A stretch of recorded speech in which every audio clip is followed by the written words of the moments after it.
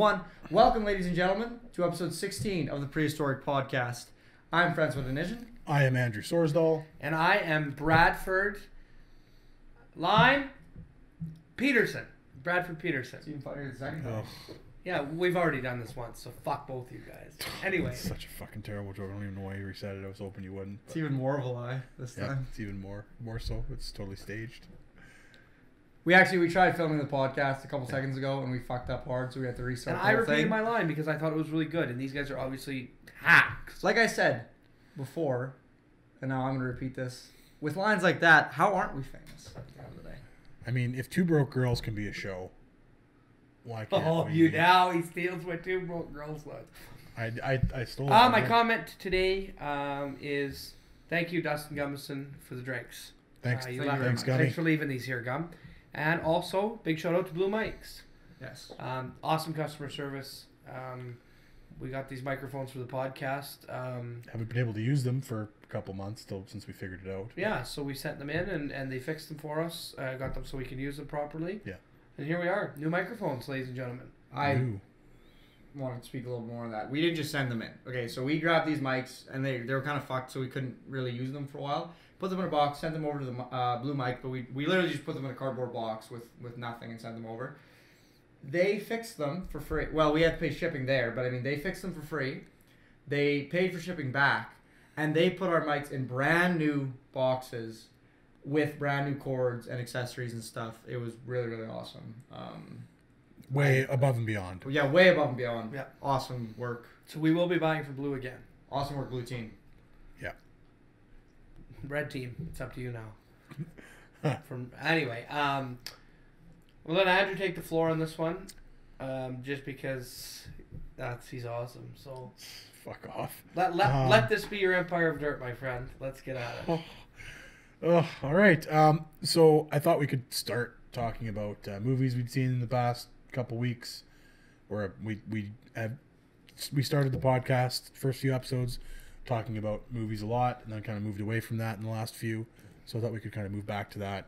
Francois, I know you and I have both seen Nightcrawler recently, and all three of us have watched Big Hero 6 fairly recently as well. So thought we could talk about those two to kind of start out. Yeah, well, I haven't seen Nightcrawler yet, so I will act as the audience. I'm dumb. I'm the audience. I haven't seen anything. All right, so Nightcrawler, good film by the way. Go see it if you haven't seen it. It stars Jake Gyllenhaal, and he essentially plays a sociopath in this film, who lives in LA, and he's trying to kind of make his way in the world, but he's a completely deplorable person with no empathy and just does awful things to get ahead. Anyways, he gets involved in LA in this underworld of ambulance chasers, essentially. People who will show up, amateur news teams, or amateur film crews who show up to the scenes of horrible accidents, like car accidents or murders or whatever, and try to get footage of it before the police and the ambulance show up and close it off. Right. And then they sell that footage to news stations so that these news stations have the latest scoop, and these news stations will just pay up the wazoo to have this footage. And so anyways, because Jake Gyllenhaal has no empathy and he's a sociopath, he is brutally effective and like really driven to become the best he can be at this job, and so he just uses everybody around him so that he can do the best job he can, essentially, and hurts a lot of people on the way. Okay, so how did they get to the crime scene without, like, why don't the police or the other news teams get there? Like, what advantage have they got? The idea is that there are a few teams that are competing to get to the So there's scene more than first, one of right? Jake Gyllenhaal. Yeah, well, Jake Gyllenhaal is late to the game. Like, there's already a rival. I believe his rival is played by Bill Paxton in the movie, and he happens upon a car accident, like a brutal one. He's the first one there, and then right after he shows up, the news team and ambulance and fire engine show up, and then he kind of asks Bill Paxton about, how did you get this job? And then finally he asks, are you hiring? And his answer is like, I'm not hiring. Like, fuck you, go away. So he decides that he's gonna buy a shitty camera at a pawn shop and do this. And the movie really chronicles his his rise to. Does he do like fucking terrible podcasts and Brad plays videos or Let's Play videos on the side? No, I think he more focuses on being a psychopath on the side, really staring at people intensely. And there's the scene where he's trying to be his rival. Partway through the movie, his rival tries to recruit him, try to get the competition to be on his team. You just keep saying rival, and I just keep thinking Gary. Gary? I always name him asshole. Oh yeah. Pokemon, right? Yeah. Okay, go ahead. And he, spending a good 5 minutes trying to recruit Jake Gyllenhaal, and Jake Gyllenhaal turns to him and very calmly says, "Right now, I feel like grabbing you by your fucking ears, or grabbing you by your ears and telling you, grabbing you by your ears and screaming in your face, I'm not fucking interested." And then he just kind of gives him this little smile and stares at him, and there's this weird pause, and it's Chilling. fucked. It's fucked. The whole time you're wondering, what's he gonna do next? He's gonna end up killing somebody, and you get little glimpses of his character like that throughout the movie, where he's just being a total fucking freak. Basically. So what would you guys rate it? I give her a solid 8 out of 10. I really liked it. I really did enjoy it. I like the ending. You know what? It's like I really usually like the ending. Usually in weird movies like that, because not weird movies, but I mean more intense movies like that. It's not a. I wouldn't call it like a Hollywood blockbuster for sure. It's got a little bit more social commentary. It's a little more dark. It's not. I wouldn't consider it my total type of film because I really do just usually enjoy a good time at the movies. But I did really enjoy it, but like I was saying, usually with movies like this that are a little bit deeper and a little bit trying to say something about society, they usually try to, for lack of a better word, they try to be deep with the ending, or they try to do something that's like Touching. It just doesn't make any sense really. It just like it ends abruptly or something, and then it's just like, oh well, now I'm not satisfied, because they're like, ooh, but I wanted you to feel unsatisfied. It's like, ugh. I just want to watch a movie and see a whole story from beginning to end, and I feel like they completed Jake Gyllenhaal's arc, and like he had a whole character arc, and it was a full story in itself, and it had a beginning, had a middle, it had an ending, and the ending, like it doesn't end in the sense that it's like, oh, this is now everything's gone. It's like it's ended, like the story character arc is ended, but he's still continuing and he's still doing his thing after, and I like the ending a lot. So yeah, I give it a solid 8 out of 10 because usually endings with movies like that ruin it for me, and the movie had a good ending. So yeah, I really liked it. I will give you my exact opposite. A movie where I did not care for the ending, but if you're looking for a movie that gives you pure satisfaction all the way through, right up until the last 1 minute, Big Hero 6. Quality film. Oh no, sorry. The Big Hero 6. Francois and I commented on this. So the Big Hero 6, it's the big puffy robot. I'm sure you saw the ads. Boy, did they advertise the hell out of that movie. It's very cute. Yeah. Everybody's white, essentially Caucasian, but they live in San Francisco, where it's like, oh, his name is Hitero Machito, but he looks very Caucasian. And he speaks very Caucasian. He speaks very Caucasian. I'm sure in Japan, the release probably had a Japanese voice. The only really, really white-looking person in the film like this, clearly Caucasian, calls him Hiro. No, there's two of them. There's two of them are very white. There's the blonde guy who has brunette eyes, and then you're right though. There's that girl who's also blonde. Can't remember what her eye color is. She's probably have blue eyes. But she's the whitest. Everybody else in the movie calls the protagonist Hero. Just Hero. Totally fine. And she is the whitest person in the film, and she calls him Hiro. Yeah. Hiro. Yeah. Hiro. Hiro. It's like everything else she says though is totally Caucasian. It's like, hello, Hiro. Yeah. It's like, what are you doing, Hiro? Anyway, so Hiro. It's super jarring because she is by far the whitest person in that movie. Yeah. And Except for his really white aunt is also really white. Yeah, but she calls him Hero, so it's fine. I'm saying Hero. This white girl, it really sticks out like a sore thumb. It's like why are you trying so hard to pronounce his name? And just stop. Just say so Hero develops. Hero's into robots. He develops this robot.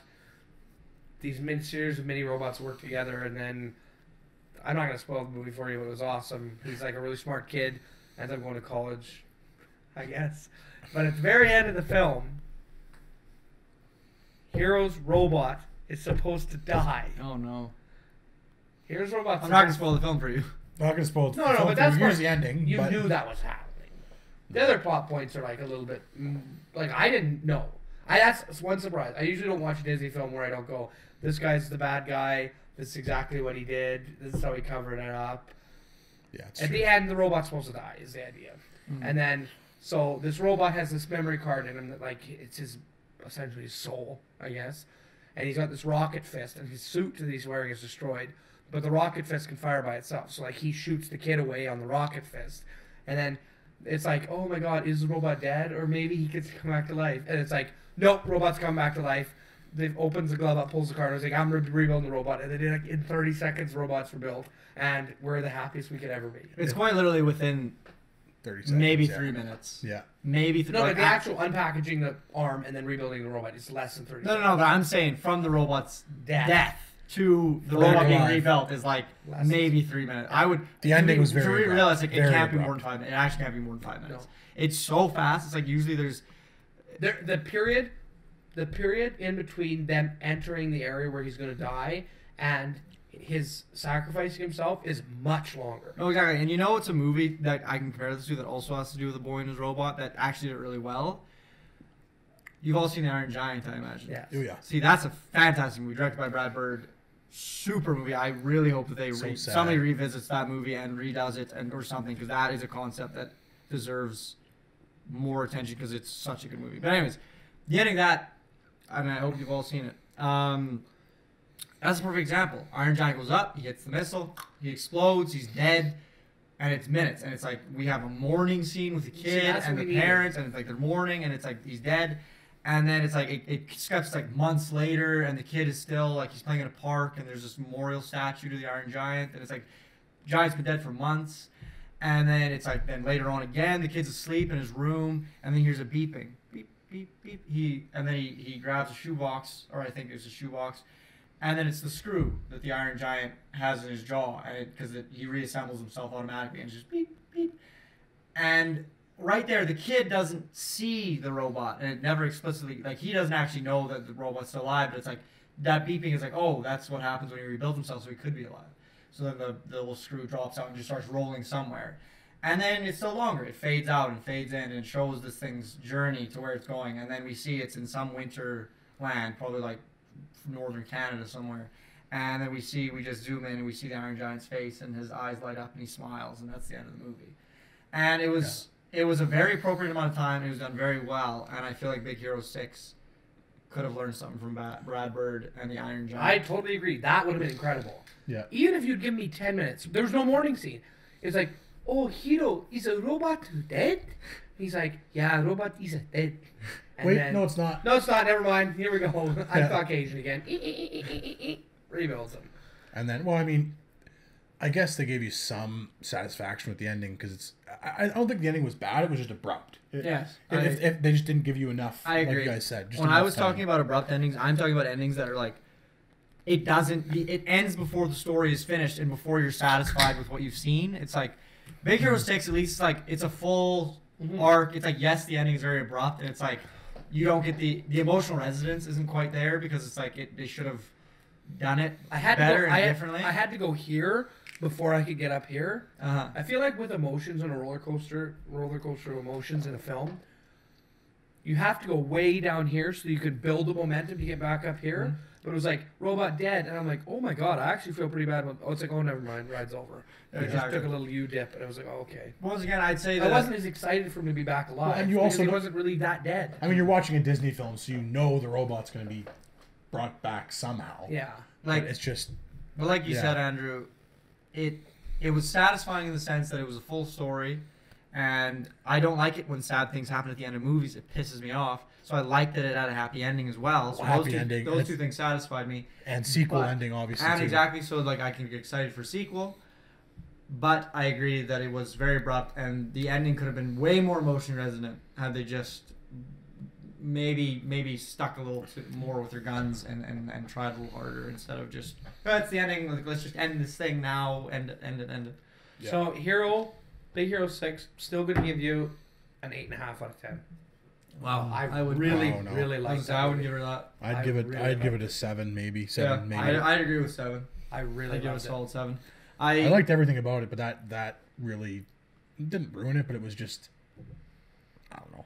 My favorite thing about it Disappointing. was Baymax, as is probably with most people. I didn't really care for one thing that really frustrated me is I thought all the suits looked dumb, except for that girl with the roller skates or whatever. I thought she was cool, but all the suits looked super generic and super like not unique. It And over the top too, like really like the wings on the helmet and stuff. It just didn't look. I don't know. and I love the guy, the weird guy who doesn't do science, but he just hangs around with all the smart people. He was really funny. Who is he? He's my favorite character in a couple comedies. He plays like a side. Yeah, he character. was. His first big thing was bloody. She's Out of My League? Yeah, She's Out of My League. I really like that movie actually. My friend Brendan Schmeese, or our friend Brendan Schmeese, shout out Schmeese. Yeah, him and I were big fans of that We'd like guy to do a big in high shout school. out to Brendan Schmeese and Dustin Gomerson. Just small Gomerson. shout outs. Just small shout outs to Dallas and Kenzie this time. Yeah. Not big ones, just small shout outs. Smaller shout out. Smaller shout outs. We shout out to you guys all the time. So many Okay. shout outs. Quick transition here. That was abrupt. yeah. Almost as abrupt as the ending, but Very, let's very go abrupt. for I'm it. going abrupt. That's the theme today. I'm going to completely change your mind. TJ Okay. Miller is that guy's name. Change my mind. Not change your mind. Totally. I don't know. Whatever. Fuck him. Fuck Francois. We're going to continue. Wait. Are you talking about you're gonna move on from movies now? Yeah. Can I just talk about one movie really quick that I watched last night? I Sure. suppose so. Okay, last night I watched. There's a film that I saw. Okay, Steve Carell, comedy actor. Everybody knows him. If the title of the film includes backdoor, No, sluts, or a number, I don't want anything to do with it. And we won't have it on the podcast. that's poor that you've seen that because every man has seen Backdoor Sluts 9. Possibly the greatest porno Everybody knows what Backdoor Sluts 9 is. That was the whole joke in South Park. All the men had seen Backdoor Sluts 9, but I guess you haven't seen it. I just said we didn't talk about So no, the Steve Carell, comedy actor, everybody knows and loves him. He's been in some romantic comedies where he kind of played a dramatic role. He's never in dramas, ever, not super dramas. What is a super drama? Something that's not sad. There's no Funny There's points. nothing funny. There's not a single moment you laugh or that you're happy ever. That is a super Okay. drama. There's not a single moment of Film reprieve. Curves brought Like to you by Requiem for Francois it's like Xavier. Super drama. on one end there's like Anchorman 2, and on the other end there's Requiem for a Dream. Oh god, Requiem for a Dream is a super drama. So sad. It's just unbearable sadness all the time. Anyways, continue. So I watched a movie last night called Foxcatcher, and it was fascinating. And I can't believe I've never heard of this event. And it stars Steve Carell and Channing Tatum and Mark Ruffalo. And so Channing Tatum and Mark Ruffalo play brothers who are Olympic wrestling champions. And this is all based on a true story. They were Olympic wrestling champions back in the 80s. I want to say 88. I'm not exactly sure. They're in Seoul whenever The Seoul Olympics were all the Seoul Olympics were. And anyways, essentially they won gold at the last Olympics, and they're training for the next 88, Olympics. yeah. They're training for so it wasn't the Seoul one though. They won it the one previous to that, and they're training for the Seoul Olympics. Him and his brother. And Channing Tatum's kind of a weird guy. He's kind of closed off, and he's just kind of weird. Like he acts weird around people, but he's normal. He's harmless. Anyways, Steve Carell is a multi-millionaire in this thing. Oh, what is his character's name? It's not even his character. He's a real guy in real life. He's this multi-millionaire, and he essentially calls Channing, or gets his people to call Channing Tatum. He's like, "Hey, you're an Olympic champion. It's like I really like wrestling. Come over to my estate. I'm a coach." And John DuPont. DuPont, yeah. And so Channing Tatum flies over to his estate, and then Steve Carell is like this super guy. He like speaks in like 2 words, and he's like, "So, what are your dreams as an athlete?" And he just stares at Channing Tatum. But he says really inspirational things. So it's like he's really weird at first. You're really off put by him, but he says nice things. So then you're like, oh, I guess he's an okay guy. And so Channing Tatum fought like Steve Carell through all this wordplay. Basically, convinces them to come train for the Olympics at his estate. Channing Tatum goes to his estate, tries to convince his brother to come. Brother won't come because he's got a family, doesn't want to produce family. And essentially, it's this really fucked up movie where Steve Carell is not actually a wrestling trainer at all. But he has a lot of money, so he pays for these really expensive facilities, and he gets all these world-class wrestlers to come practice at his place. And then later on, he actually convinces Channing Tatum's brother to come and teach these guys because he's the foremost authority on wrestling, essentially. And then Steve Carell is just weird the whole movie. He's just like, he like creeps on them all. Like, creep is the wrong word. He's somebody who wants to be great but can't do it. He doesn't have the capability himself to be great. So he lives vicariously through this? Kind of, yeah.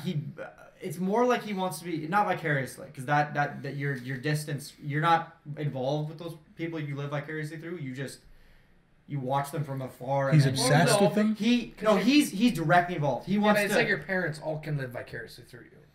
Yes, but once again, they're not with you when you're doing those things, and they're not actually basking from the glory that you're. Vicariously means to witness somebody do something fun and then try to feel what they're feeling.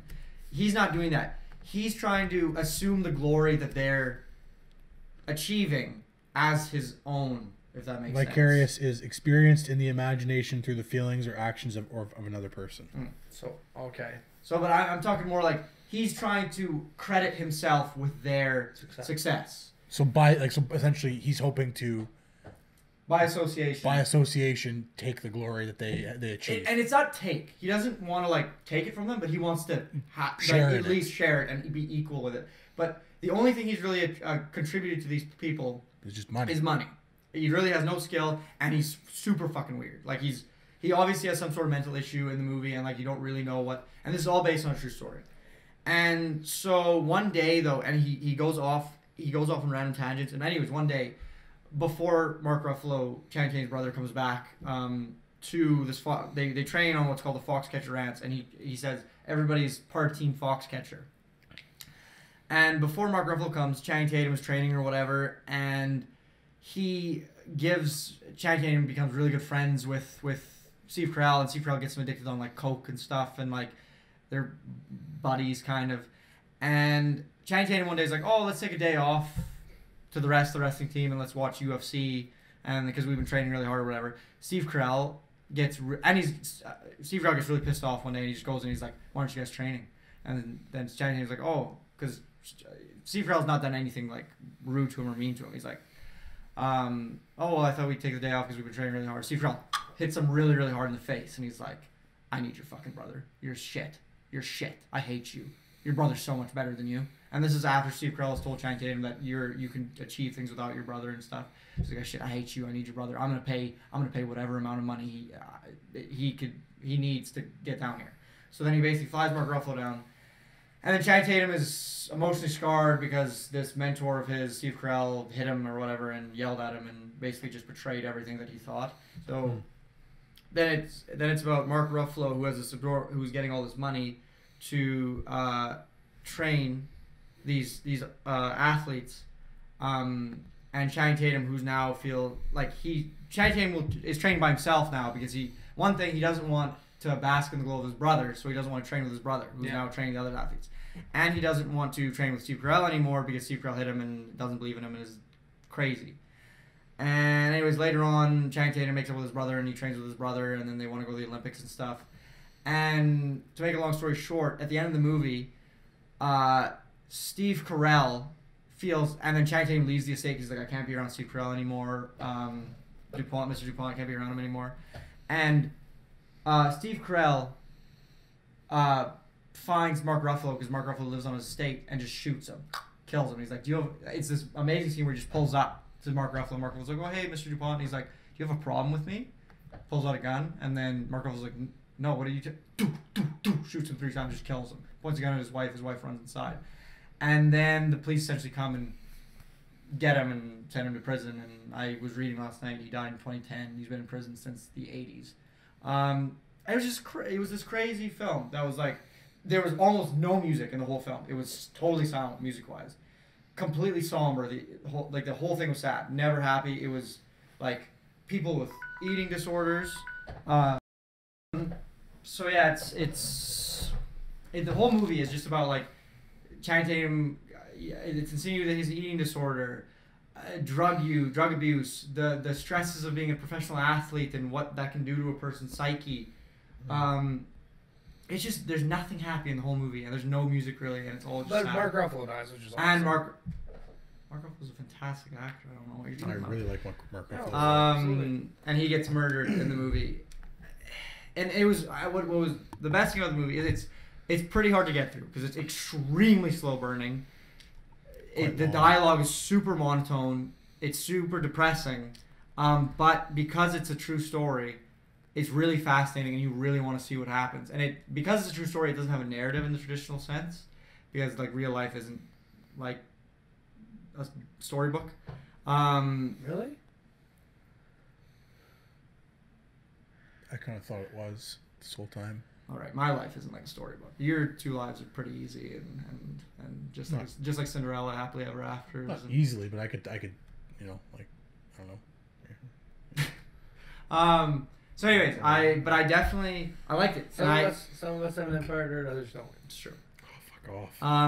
I don't. Once again, I don't usually like films that are depressing like that. I don't. It's like I want to go when I go to a movie. It's like I want to have a good time. I want to see a good story. I want to see good structure. I want to see good cinematography.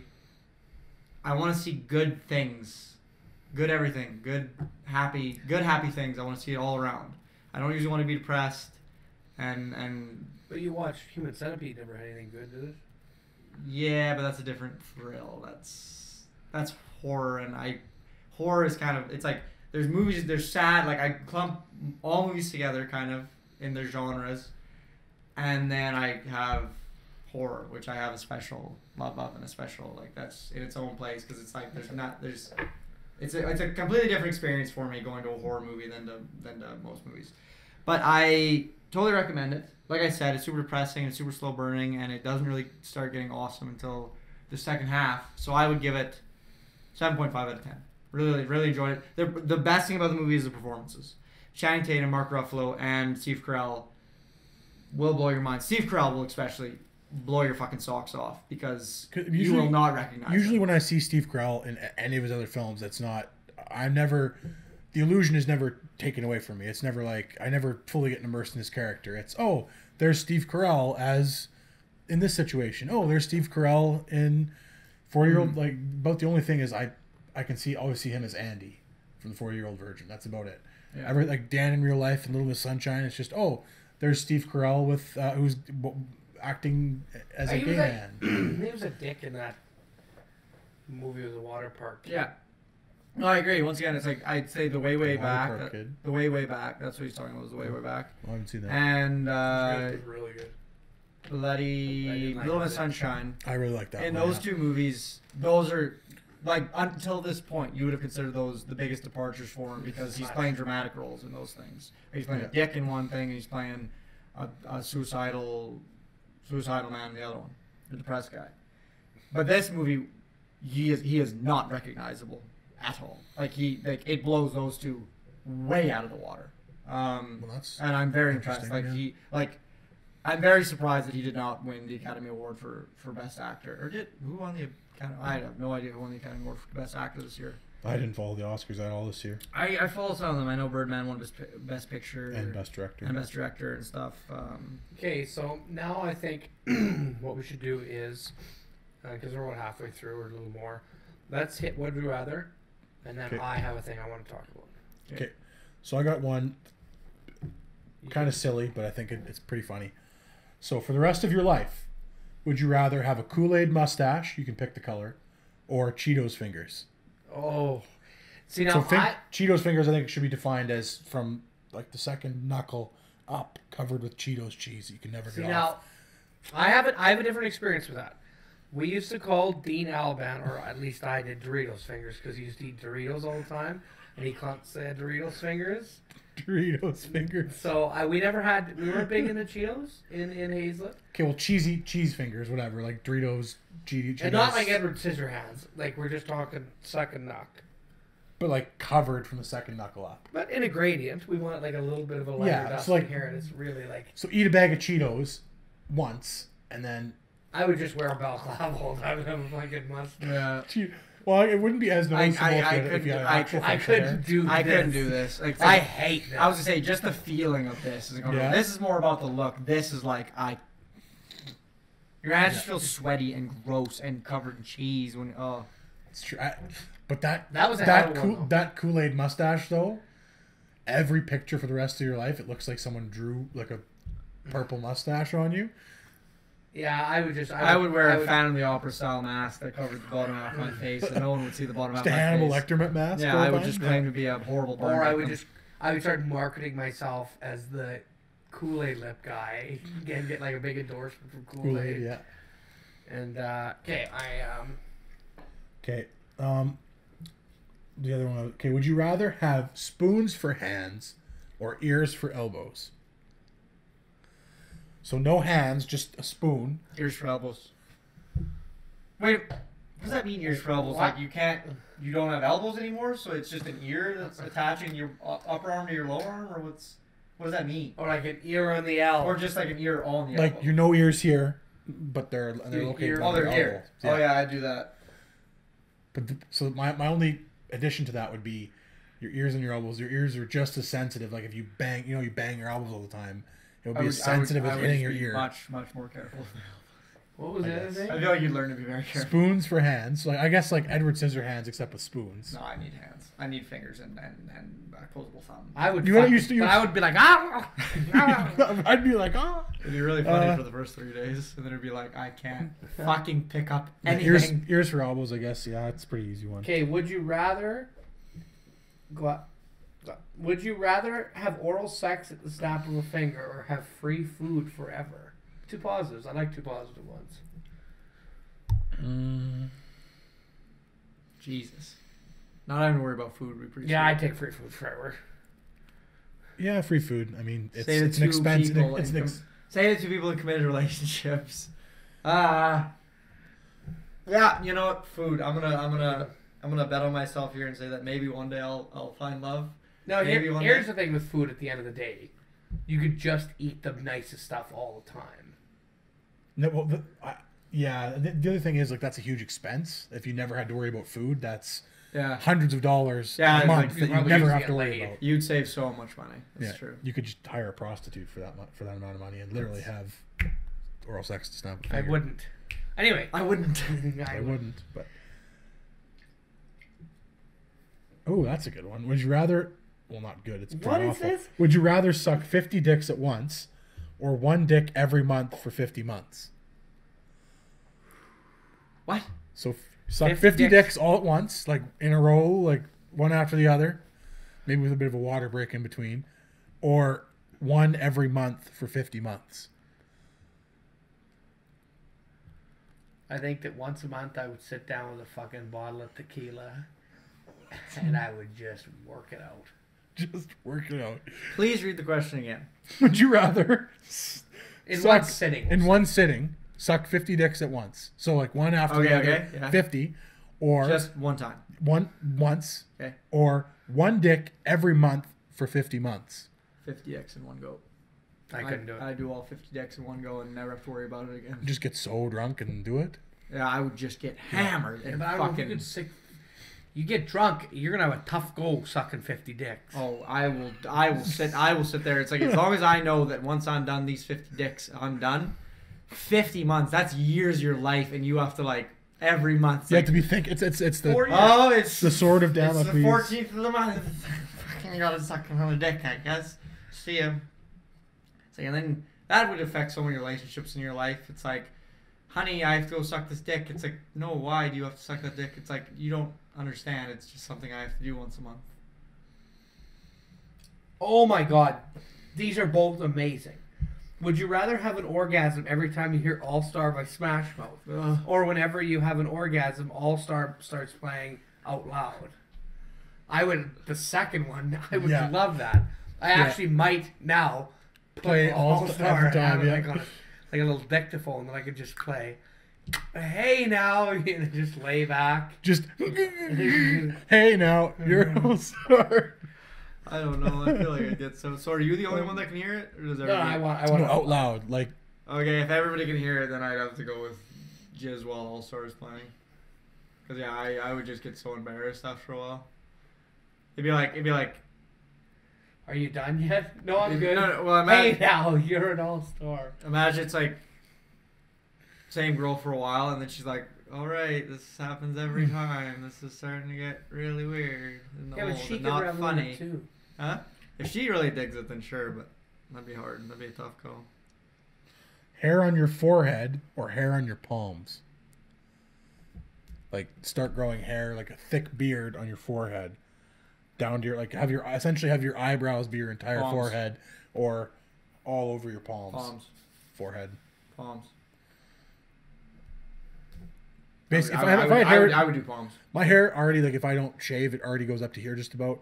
So if I had hair there, I could just pretend to say I have that disease, like the Wolfman disease. No, fair enough. With So palms, though, I can hide it. I can. Yeah, but then you have hairs on your palm. What? What if your palms are too I hairy? imagine you can shave them. Yeah, but it'd be like you shave it and it starts growing back right away. Like you have 5 o'clock shadow, like super. Both of them.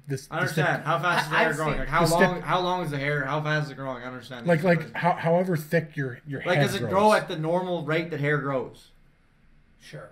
Okay, well then palms, because I would just shave them. You could shave this too. No, I mean, but I would. But the thing is, like, the moment this starts shadowing, that's super noticeable. Palms, I can hide until I can go find a razor and shave it off again. Okay, I love that every time I've looked at your forehead. computer over the last couple weeks, this has always showed up. Would you rather stop believing or forget about Dr. Dre? Like, stop believing. Like, don't stop believing. Don't stop believing. Or forget about Dr. Dre. Who gives a fuck? Oof. You just pissed off a lot of people. I was gonna say, with no Dr. Dre, we don't have Eminem, we don't have, and because if we don't have Eminem, we don't have 50 Cent. But forget about Dr. Dre. We still have all those people. We just forget about Dr. Dre. But can you have Eminem if you've forgotten about Dr. Dre? If yes. Not about Dre. Hey. Okay. All right. Let's move on. All right. So in the news, obviously, you guys probably haven't heard of this because you don't care. Or A-Rod.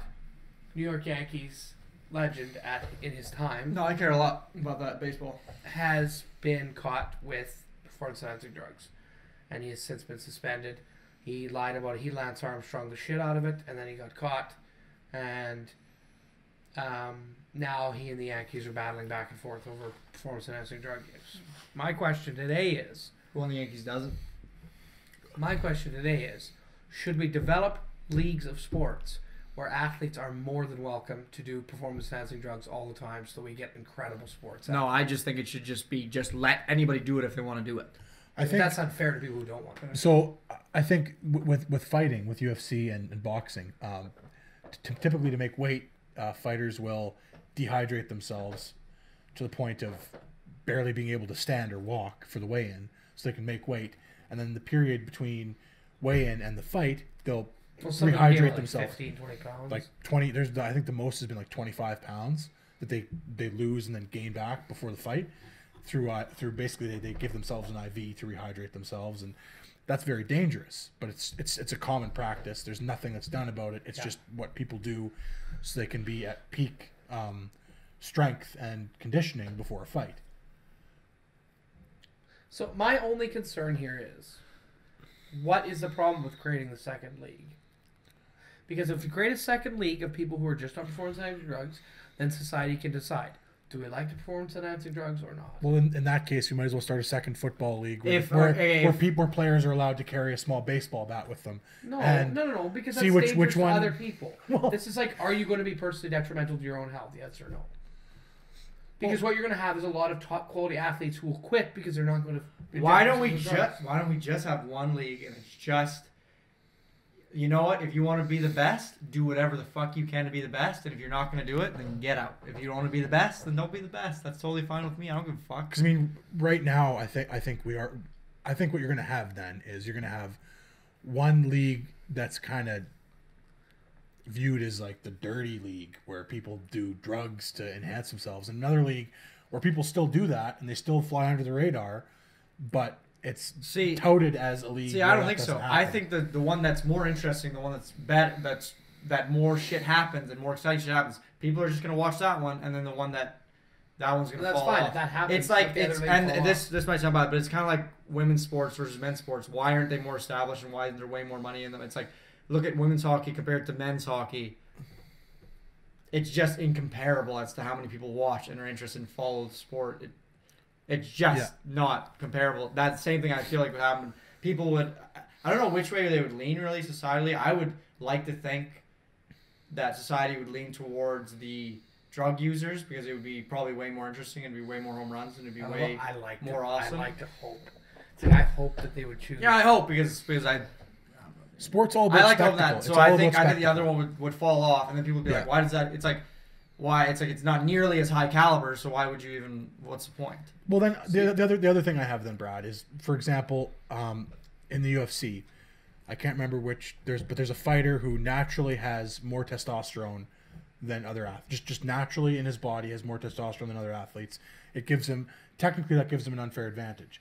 So then, by your logic, should he be forced to take drugs to lower his testosterone to bring it back to more natural levels? I was gonna say, should everybody be exactly equal, and then then it's like, because then it's fair. Then it's really fair. I say give them the option. Mine has nothing to do with fair.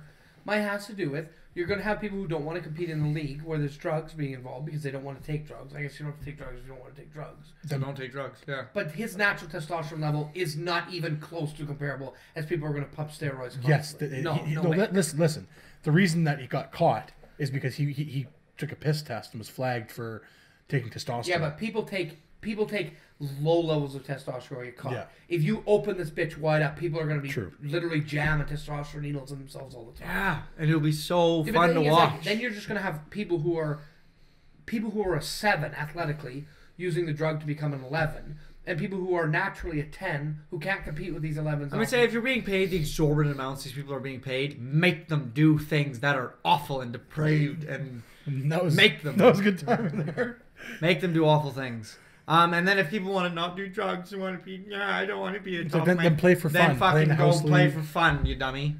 Like, if you don't want to be awesome, then don't be awesome. Go play for fun, you shithead. Whoa, strong words. I think that it's to pretend like it's not like performance enhancing drugs aren't a huge part of just about every sport we watch now. You're lying to yourself. They're a huge part of just about every sport, I would imagine. They're probably down from where they were in the 80s. Well, testing is way up, and testing's up. It's true. I mean, don't get me wrong. I'm not saying it's like the 80s was the era of baseball players slugging home runs. And look at Barry Bonds. If you see a before and after photo, he literally gained like 90 pounds after being like in his 20s. I guess my question is, okay, yes, we know performance enhancing drugs, obviously by their name and nature, they enhance your performance. How much do they actually enhance your performance, first of all? To what degree? Can you actually be a 7 and go to an 11? Is that a thing that can happen just because of performance enhancing drugs? That can happen? Like Barry Bonds, you should see it before and after. He actually goes from somebody who's about the build of like Ryan Swenson and then goes to somebody who's bigger than I am. Like he's tiny and then he's fucking... That's awesome. We have Hulks. We have actual Hulks being created. Let's fuck sports, fuck baseball, throw them in a pit with swords and knives and make them kill each other and inject them with steroids and cocaine and all these things. Let's not beat around the bush with football and all this shit. Let's give them knives and swords and things. Let's just get her out of the way. Let's fucking make these people really compete. Right, compete and be the best that they can be. We're going to do a quick survey. Who in the audience believes that one of us is from Africa? A for Francois, B for Andrew, or C for myself? Come on, ladies and gentlemen. We all know that we're just beating around the bush and that we're lying to ourselves and we don't want people to get into a pit with swords and knives. Like, we do watch football and all that shit because it's like, murder can't be legal. Make it fucking legal for these people because they want to kill each other so bad. So let them kill each other. I don't think it's about killing each other. I think there's I agree with like the sentiment of behind what you're saying. That there's something primal about watching sports, specifically combat sports and high contact like football. You're scaring me a little bit. So much competitiveness. I love being competitive. Kill each other. I think equating also competitive to killing each other is a little bit far, but we might as well. I think the option exists, and no matter what, because the option exists, there's going to be a question, no matter if you have it legal or not in a sport, is that person using it, right? And there's like I've said before about people dehydrating to make weight for a fight. They've got that down to a science. Basically, what you're getting athletes to do is try to make a science and try to find a formula to use these drugs without getting caught.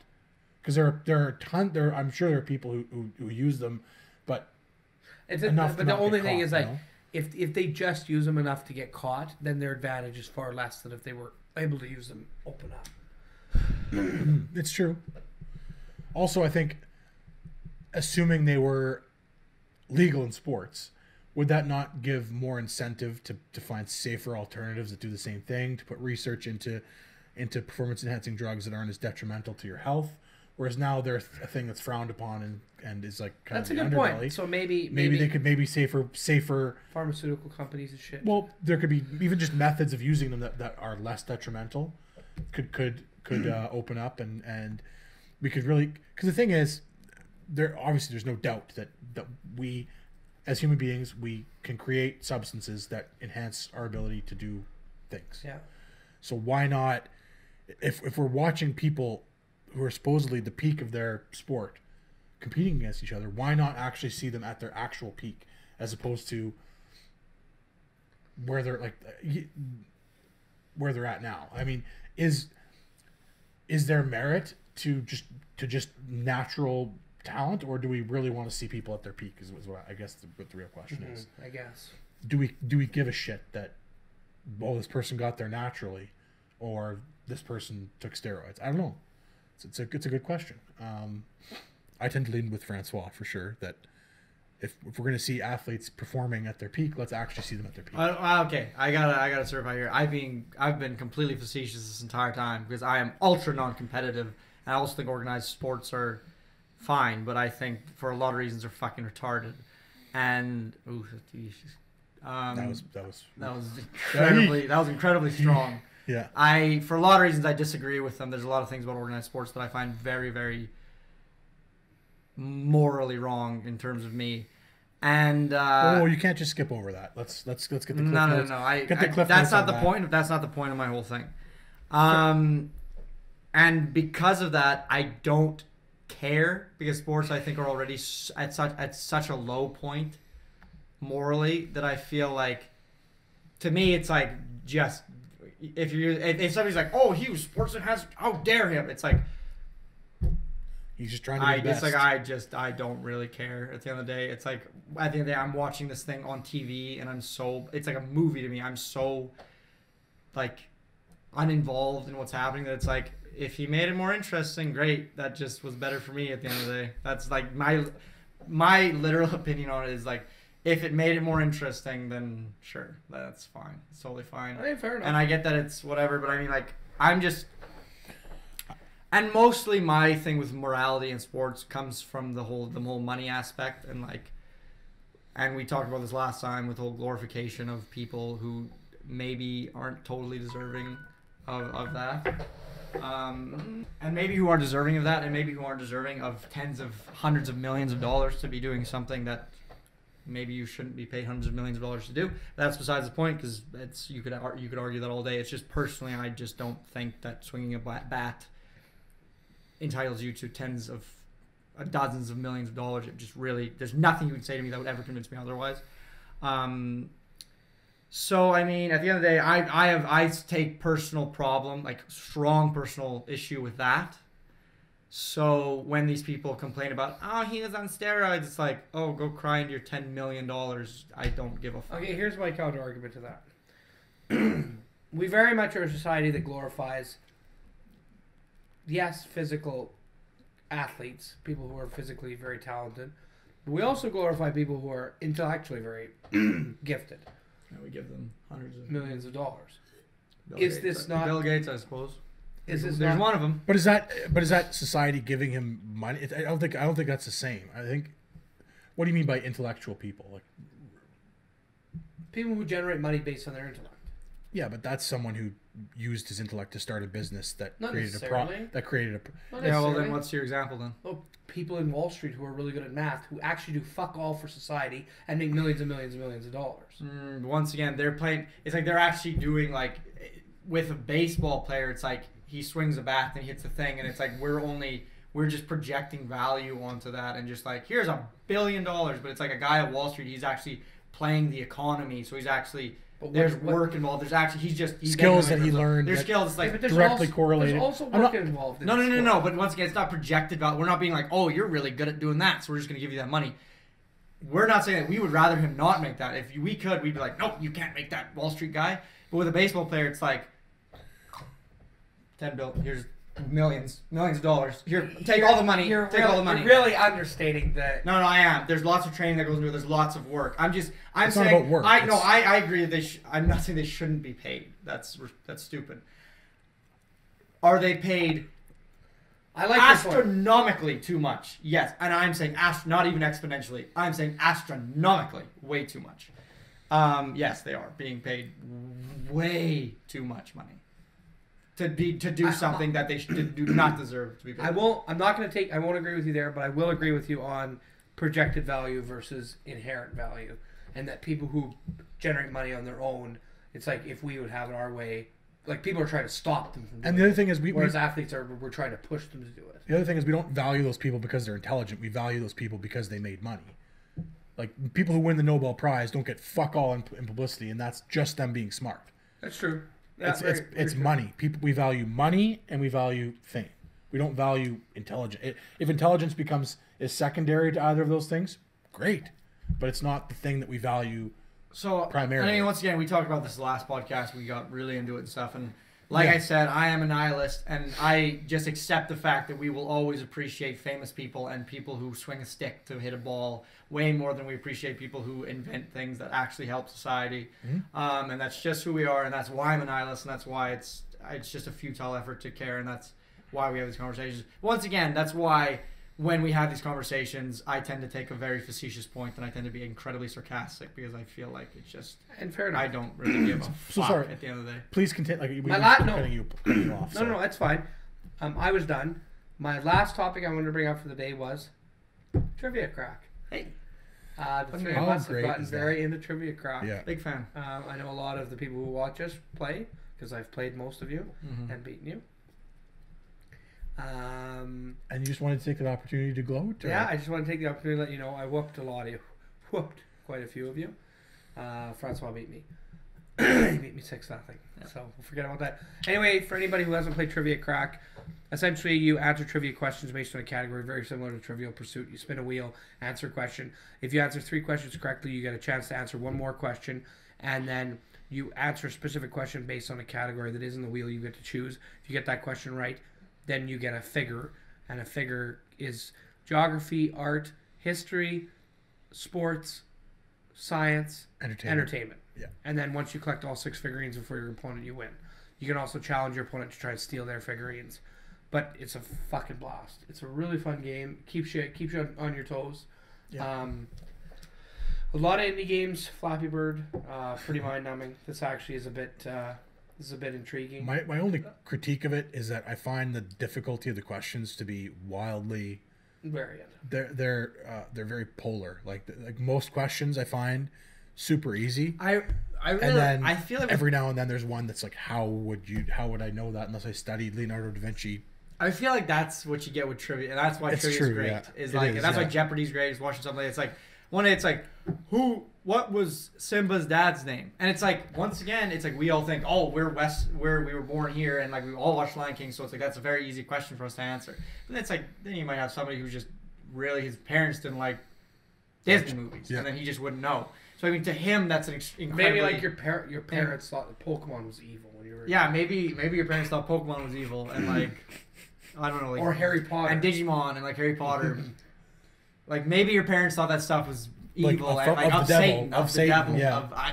I don't know. Maybe it was something crazy like that. You can't really relate. I wouldn't know. Right? I couldn't relate.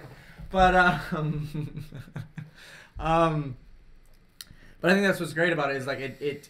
I feel like the great thing about trivia is that like you find your questions that you're like, this is ridiculously easy, but then you have questions that you can't answer, and that's why it's great, because it's like if you could answer everything, then it would be shit. It wouldn't be fun. And it's like and with trivia it's great because you always learn something. You always, it's like, it's true, Leonardo's whatever, and you're like, I don't fucking know, and then now I know. Great. You probably forget it after. You probably forget it immediately after, but I mean, I'm constantly learning. No, I've held on to it. And I think we've held on to this podcast for too long. So, ladies and gentlemen, thanks again for tuning in to this week's episode. Had a few technical difficulties along the way. Yeah, we'll see. But we will get this down to a science. Well, let's before we end, let's explain our technical difficulty. So this is our first time using these blue mics. We just got them back.